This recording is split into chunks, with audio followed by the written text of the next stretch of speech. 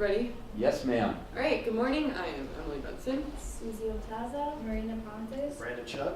and we have the marketing plan for Notion by Fusion.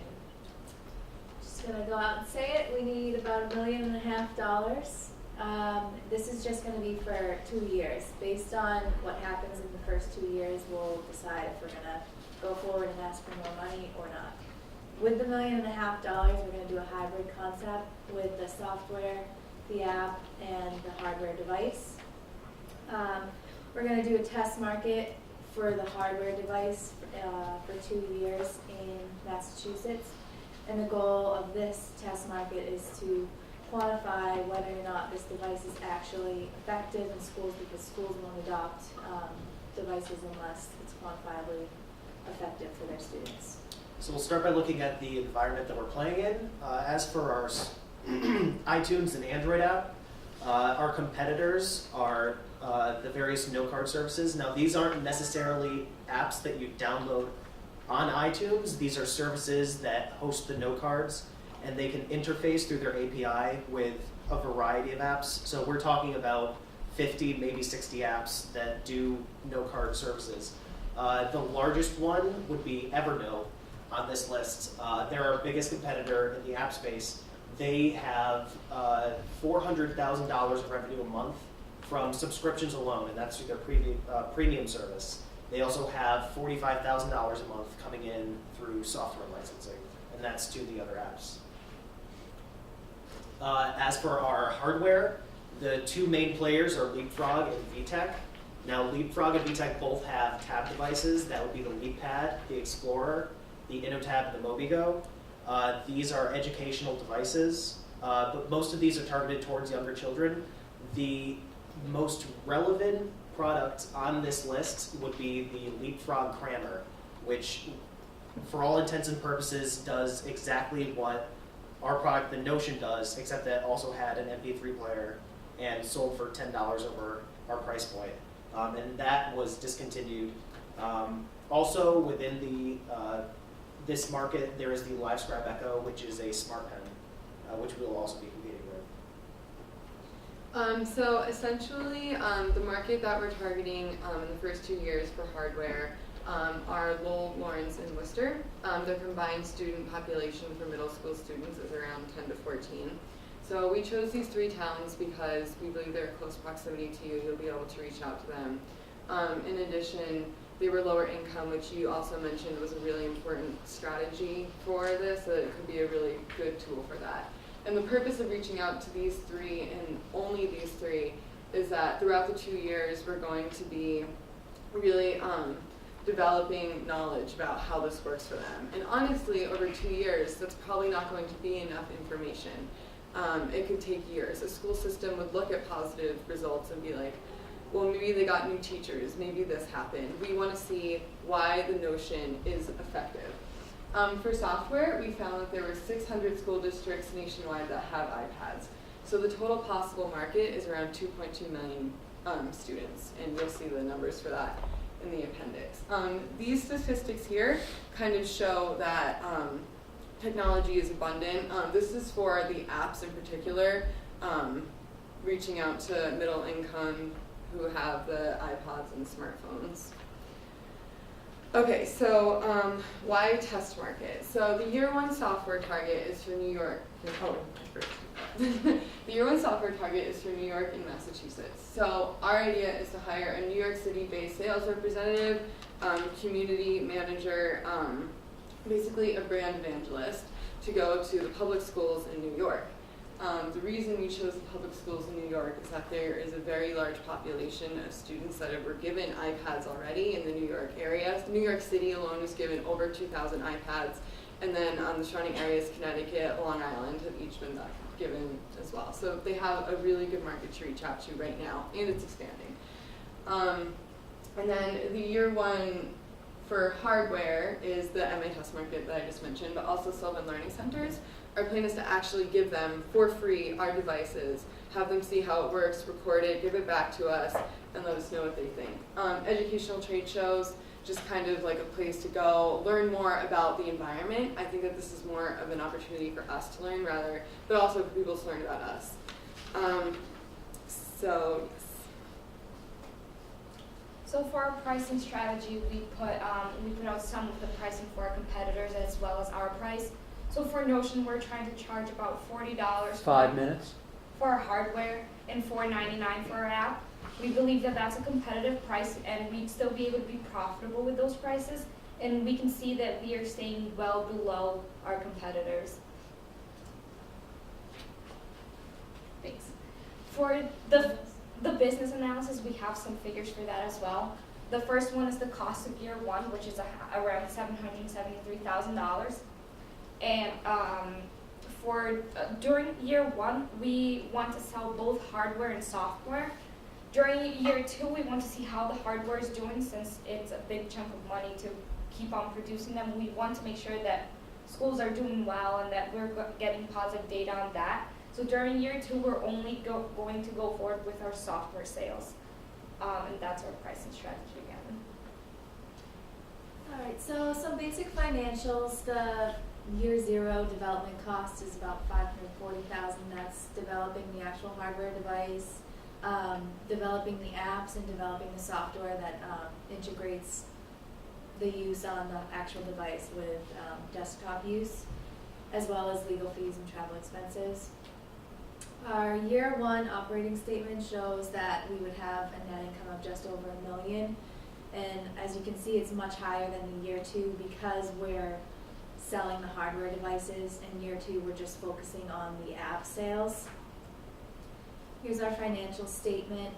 As you can see, the expenses for year one, it includes the cost of goods sold for the actual units, the app fees that Apple and Android charge. It's 30% of our $4.99 revenue for each app we sell. The salary expense for the New York sales rep and the trade shows, just our promotional expenses. Again, for year two, you can see the expenses. We aren't going to be spending anything on more hardware because we're still looking at that test market from the first year. Going back, sorry. We're gonna, all of the investment, we're gonna go through about 90% of it in the first year, since it's mostly development costs and that year one expense. And then that remaining 10%, we're gonna go through the rest of that in the second year. We're gonna be able to cover the cost of the development of the device and the software in a very short amount of time. We sell 12,000 hardware units in our test market, and we sell at least that number, I don't remember the specific one, for just one, like just the iPads, not even counting the Androids, for 1 year.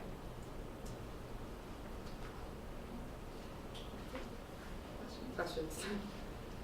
Give him a hand. Jody West? Yeah, well, I'll go ahead and start off because I have to go in a second.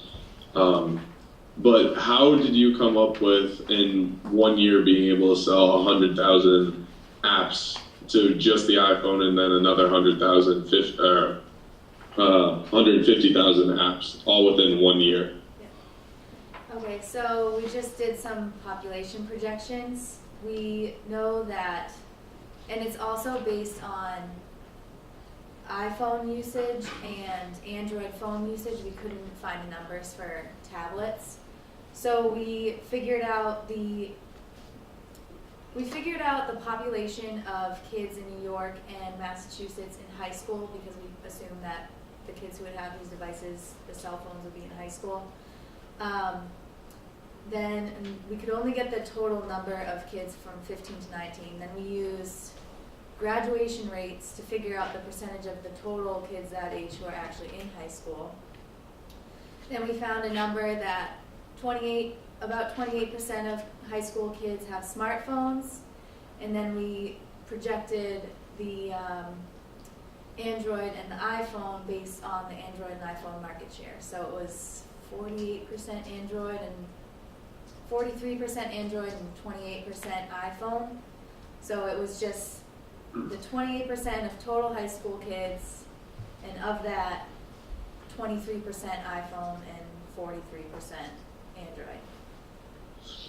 I guess my Oh. question is not so much how you got the numbers, but Yeah. more why are they going to buy this app over all the other apps that are out there right now? Why is there that huge amount of people who hasn't been tapped into?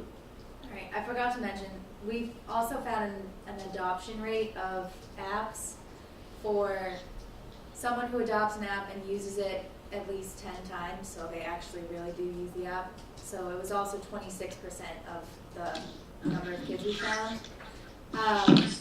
We're thinking that we can get them to buy it because we feel that our app is gonna be differentiated amongst all the other competitors that Brendan talked about, because it's all inclusive. All of the other apps are like all over the place. And then, I mean, you can explain it a little better. So the app that we hope to develop, and this is all theoretical, of course, one of the main features would be that the teacher is able to interact with it. We have a hub on the website that you can interact with. They can push class notes, all these things. These are things that you can't do with the current no-card taking apps right now, and we've searched around. You can share them with friends, and maybe there's a workaround where the teacher could be your friend, but this would be specifically for the classroom, and this would be something that a teacher would be telling students to use. So we're hoping that not just compulsory downloading just because your teacher said to, but also because of all the features added in along with it. It's kind of like how we don't really have an option whether we want to use Blackboard or not, because our professors are like, this is on Blackboard, this is on Blackboard. It would be like that. Okay. How are you going to get these teachers to be recommending it? Because someone has to go to them and show this idea. So is that in your sales force? That I know you said you were going to hire people in each individual area. Are they the ones who are going to go out and show the benefits of this app and then have the teachers recommend it? Yeah, the great thing about selling software is that we have our frontline sales in New York. He has an iPad, he has an iPhone. He can go to the schools and directly like interface with them and show them how it works. Okay. We don't have the numbers 100% as far as like commission and taking them out to lunch, but that's our basic model, is that everything, instead of doing like, we're going to send this to you, you're going to see an advertisement here, it's really like, because this is a new product, it's all frontline. It's all, we have this product, we love this product, here's why you need this product. I think that's much more effective in the beginning until we have statistics that are like, Notion increases test scores by 3 billion%. Okay, my second question is, you're planning to sell the device for $40, but yet it's costing $25 to make it. Do you think that's going to be enough of a margin for you to be able to make money off of it? We just picked the 40 because we know we're going to be targeting the low income areas, and we're still profitable at 40. So if we want higher margins, we'll raise it, but we have to consider if that's alienating the lower income schools as we raise the price of it. But is it going to be profitable if you still have to pay for the shipping and all the other things that the last group touched on? I know that you have $15 built in there, but my concern is that's still not enough. Our numbers don't go that in depth to answer that question. That's all I have. Okay. One quick comment. I just wanted Marina to let you know that Wes loved the Enova names. Oh, okay. Notion's good too, but you really like that Enova. I understand what you're doing, and I think the idea of launching an app is a really good one, just because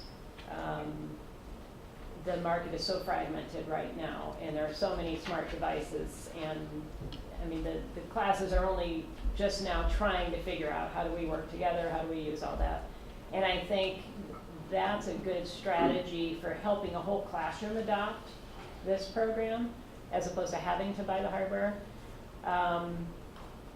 But in doing that, you dilute your efforts a little bit. And the other concern I have is, can you really, I mean, it sounds like, I know you have a bias that the device itself is probably not going to take off.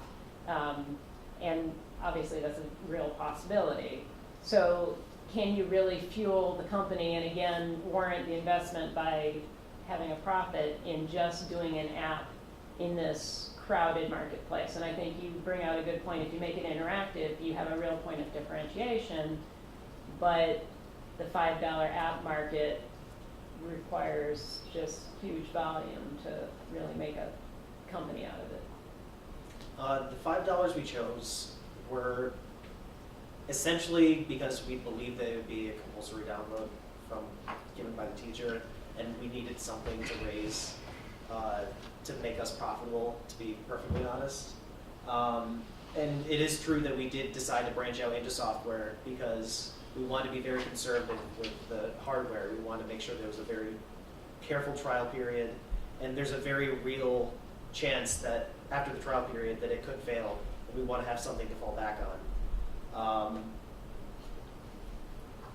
So I'm trying to remember what your question was. Well, I guess at the end of the day then, the question is, can you make it as an app company? And I don't know if you guys stuck with it far enough to really have an assessment. You're asking for an investment. Can you really have a payback within so many years on, letting you develop the hardware, so you got those sunk costs, but can you really have a reasonable deck presentation to a VC on just an app company in this area? So I'm going to try to answer this as realistically, and if Thank you, Wes. is he Gone. gone? Okay. So I'm going to answer this as honestly as possible. The one thing that our group had in common was that we had a negative outlook after our proof of concept on the hardware device. So initially we thought we would just be an app company, but having spoken with you and with Perry, we saw that maybe we could find a way to integrate it. But your question is whether a company can be sustainable by selling an app. Is that yes, it can be. It definitely can be. Like if you saw like Keynote, obviously we're not going to have the success of them immediately. They make $400,000. They make $445,000 a month. And the great thing about an app is that all those we have to fix the Notion and we have to send out a new version. The expenses is far less. The thing is that I don't want to say we have a negative opinion of the hardware. It's just that we're very cautious of such a huge market with so many competitors in a business where it might take 10 years for it to adopt. Because I know that if we go to a public school, this is our concept. They're like, does it really work? They're like, oh, we have 2 years of data. They're like, we don't care, we want 10. So our app is a way for you to kind of have something else. It makes you as a hardware company, I think it makes you unique. As a software company, I think it makes you unique. As a company, I think it makes you multifaceted. And you're right, it kind of dilutes it a little bit, but I think that, but not that much. Right. The other thing that you need to consider is the rate at which schools are adopting iPads is so fast. So these numbers that we have are only going to get bigger because nationwide schools are more and more adopting the iPads. And I personally didn't see schools adopting these iPads and then moving back in the technology a little bit and also getting the hardware. So I feel like we can be profitable with the app because the growth of iPads in schools is so huge. And it's because over time they save money with iPads. Because textbooks are too expensive to reprint after they're already Outdated after a year. they save money on paper. It's ridiculous how much schools send. So this could really be a companion to your digital textbook. This could be, if we could get the partnership with publishers and things like that, we could have the note-taking app alongside maybe the textbook that they're using. Okay, so this is a great strategic marketing presentation. Particularly good response to the questions. I have just one question. Why do you need all that money if your development costs are $540,000 and you're going to make $1.1 million in the first year of operation? Why don't you just need $540,000? It's all, the number we asked for is the year one expenses, year two expenses, and then the development costs. Plus you told us to go high. And it's a Yeah. question, though. I feel like we couldn't just get all the net income that we made and then put it right back into expenses. It's a cushion that we Okay. put there for. But according to your numbers, I give you $500,000. You give me in the next year that money back plus 600,000 in profit. Isn't that what those numbers say? We weren't figuring that all of our net income we would be paying you back right away. Okay, but if I gave you $540,000 and you completed your development costs, and then you actually did hit these operating numbers of $1.1 million profit the next year, I would, at the end of year one, have been paid back my $540,000 investment in your company, plus have approximately $600,000 in profit. We're asking for. Is that correct? We're asking for 1.45. Whatever the goddamn number is. I'm saying to you, So we wouldn't. according be to able the, go back to the financial analysis. We wouldn't be able to pay you back. Yeah, wait a second, go back to the financial analysis slide, okay? It's gonna cost you, or me, because I'm giving you the money, $540,000, right? To get you up to the beginning of operating year one, correct? Is it correct or not? Yes. Okay. You are gonna make a profit of $1,148,000 in year one of operation, correct? Yes. I don't need to give you all that money. I need to give you $540,000 to finish your development, and then you're going to generate a profit in year one. I'm going to get my $540,000 back, and I have $600,000 in profit. I'll make that investment every goddamn time. Now, your numbers are crazy and wrong, but so are yours, and I'd never make that investment, and I'd make this investment every day. And I think even my partner would. Did you do that, Wood? What about like the year one? The $1.5 million, or? No, we're gonna put up 540 to Well, get. here, I don't think that you're, so these We're are not our, taking into account these are the the expenses that we also have for year one. That have to And be covered. this isn't included in the development costs. I would say, net, I agree with what exactly Perry said. This is a great strategic marketing thing, and more specifically, in there's some great points to pick up from naming. I love the little .com thing on the front thing. There's a lot of, some naming, which is, on the way to a personality, a different form of delivery, the software versus, the hardware. And my personal opinion and bias is that you probably have some great idea starters on the Evernote thinking, because Evernote is really more of a platform. So, so I was, to be perfectly honest, so enamored with your thinking of the marketing stuff, I really didn't pay attention to any of the finance stuff, so I have no idea, I can't beat you up like that. We could bring them back. Yeah. Well, like you said, this is a marketing elective, Yeah. so. But I think you might. But boy, after I give you 540, if you don't deliver 1-1, I'm gonna throw you all out of the company. Right. We got you, we're covered. Right, so that's good. So that's a I'll little be better. there. So financially, your proposition is a little more better, because they're saying, give me $7 million in 9 years, I'll give you back, marginally profitable, small thing. You're saying, give me 540, and I'm gonna go test this out. But I didn't catch like what the validating or success factors would be. Like it would be really helpful to know. Here's what we hope to learn. In other words, have the kind of what you're hoping to learn, pre-established, so you'll know if you met certain criteria or not. Yeah. So honestly, all your numerical things, I have no freaking idea, because that's not how I absorb this. But I do find it hysterical how you have to dot 56 cents and all that. But good job. Okay, really good job. And very valuable, I'll say it to Jody. Yes, definitely. I mean, so, and look how different their approach